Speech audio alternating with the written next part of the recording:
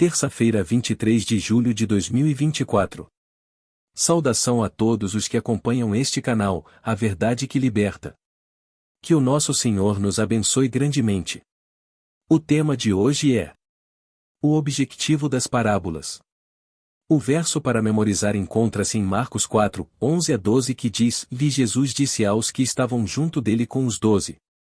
A vós vos é dado saber os mistérios do reino de Deus, mas aos que estão de fora todas estas coisas se dizem por parábolas, para que, vendo, vejam, e não percebam, e, ouvindo, ouçam, e não entendam, para que não se convertam, e lhes sejam perdoados os pecados.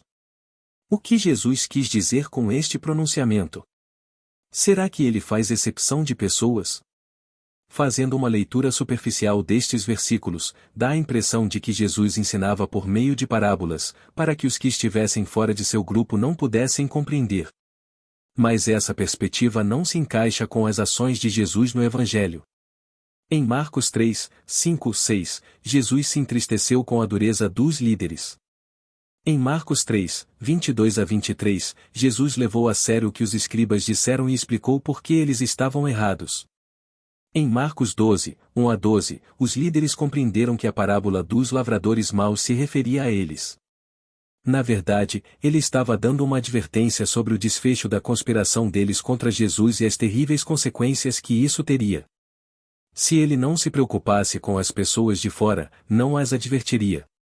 Vamos analisar de modo mais atento as palavras de Jesus para entendermos o que ele quis dizer.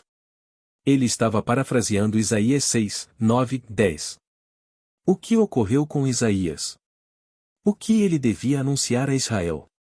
Passemos a citar Isaías 6, 8 a 13. Depois disto ouvi a voz do Senhor, que dizia: A quem enviarei, e quem há de ir por nós? Então disse eu: Eis-me aqui, envia-me a mim. Então disse ele: Vai, e dize a este povo: Ouvis, de fato, e não entendeis, e vedes, em verdade, mas não percebeis.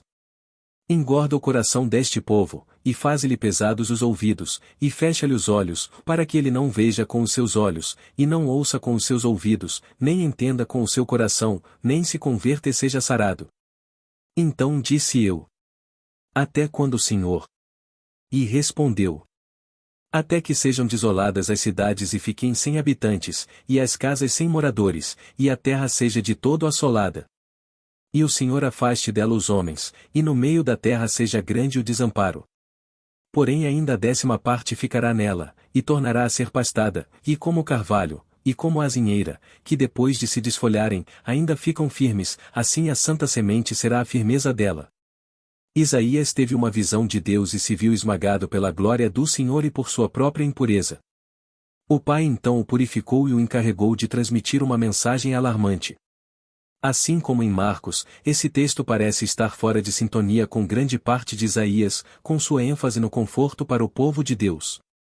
Lá em Isaías capítulo 6, a mensagem destina-se a chocar o povo, despertando Israel para que se afaste do mal.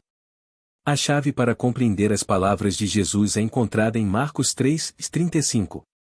Que diz: Porquanto, qualquer que fizer a vontade de Deus, esse é meu irmão, e minha irmã, e minha mãe. Para compreender os ensinos de Jesus é necessário fazer a vontade de Deus. É isso que nos torna membros da família de Jesus. Por outro lado, os que tinham concluído que Jesus estava possuído por demônios, são o tipo de pessoas que veem mas percebem e ouvem mas não entendem as palavras de Deus. O objetivo de Jesus ao citar Isaías 6 não era dizer que Deus estava impedindo de aceitar a verdade que salva, a qual atravessa a parábola do semeador. Cada um escolhe que tipo de solo deseja ser. Todos precisam decidir se vão ou não se render a Jesus. Que a graça do Senhor esteja com cada um de nós. Amém.